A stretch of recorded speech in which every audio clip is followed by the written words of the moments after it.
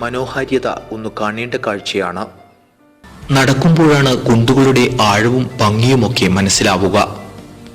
ഇതെങ്ങനെ സംഭവിക്കുന്നുവെന്ന് ഞങ്ങൾ പ്രദേശത്തുകാരോട് ചോദിച്ചു. സാധാരണ ഇതുപോലെയാകാറില്ലെങ്കിലും കുഴികൾ രൂപപ്പെടാറുണ്ടത്രേ.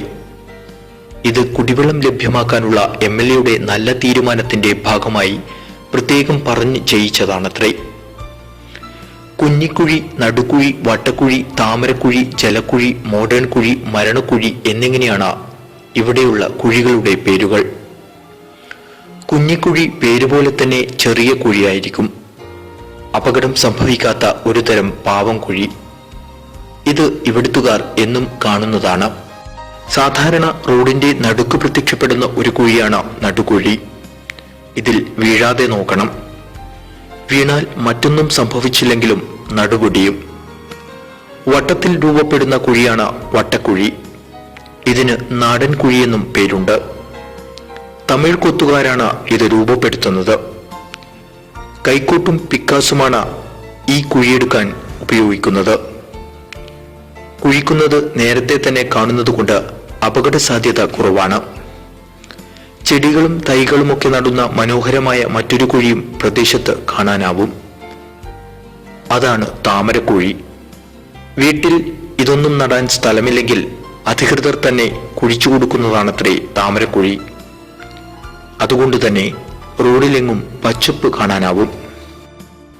മഴ പെയ്താലും കുടിവെള്ള പൈപ്പ് തുറന്നു വിട്ടാലും രൂപപ്പെടുന്ന ഒരു കുഴിയാണ് ജലക്കുഴി. ഇത് രൂപപ്പെട്ടാൽ പിന്നെ കയ്യിൽ യാത്രക്കാർ ഒരു വടി കരുതും. കുഴിയുടെ ആഴം പരിശോധിക്കാനാണത്രേ ഇത്. എങ്കിൽ മാത്രമേ തുടർന്ന് യാത്ര ചെയ്യാനാവുകയുള്ളൂ. ആഴമുണ്ടെങ്കിൽ അല്പം മാറി വേണം സഞ്ചരിക്കാൻ. ഇല്ലെങ്കിൽ 8ന്റെ പണിയാണ് കിട്ടുക. മണ്ണുമാന്തി യന്ത്രം ഉപയോഗിച്ച് ചളിക്കുളമാകുന്ന കുഴിയാണ് മോഡേൺ കുഴി. നല്ല പൈസ ചിലവുള്ള കുഴിയാണിത്. മരണക്കുഴിയാണ് ഏറ്റവും അപകടം പിടിച്ച കുഴി. ഇതിൽ വീഴാതെ നോക്കണം.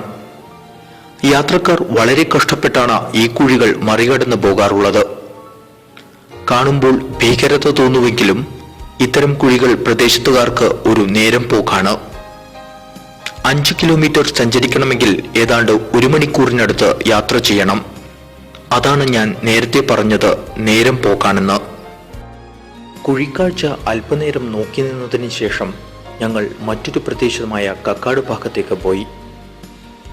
പേരിലൊരു കാടുണ്ടെങ്കിലും എവിടെയും കാട് കാണാനായില്ല. അതുപോലെ എവിടെയും റോഡും കാണാനായില്ല. ഒരു ബൈക്കുകാരന്റെ സാഹസിക